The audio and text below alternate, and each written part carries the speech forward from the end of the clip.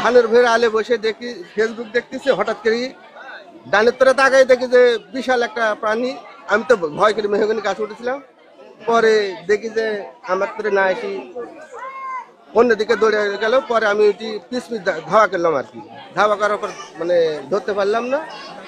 পরে নিয়ে ওদিকে চলে গেল। পরে লোকজনকে ধরে এই যে পুলিশ প্রশাসনের হাতে তুলে দিল। শেখপুরা গ্রামে একটি নীলগাই পাওয়া গেছে। ঘটনাস্থলে জানার জন্য পানি সম্পদে ফোন দিয়ে বলে ওনারা বিষয়টাকে ওরা হচ্ছে ইয়া করে সঠিক তথ্য দেওয়ার পর আমরা কোথায় রাখছে সেখন জানতে পারলাম যে থানাতে রাখলাম।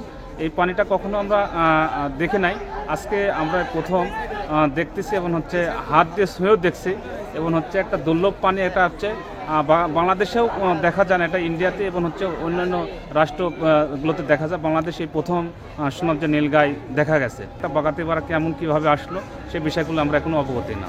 সেই বিষয়গুলোর জন্য জানার জন্য আমরা এবং হচ্ছে আমাদের বাংলাদেশেই এটা হচ্ছে বাগাতিপাড়া যদি কোনো রাখাতে সংরক্ষণ করে রাখা যায় এবং আমাদের যে পানি সম্পদ অফিস আছে সেই অফিসের যে পানি সম্পদ কর্মকর্তা তাকে বলবো আমাদের বাগাতিপাড়া থানা যে এই নীলগাইটাকে যদি রাখার জন্য তারা সমন্বয় ঊর্ধ্বতন কর্মকর্তাকে বিষয়টা বলে।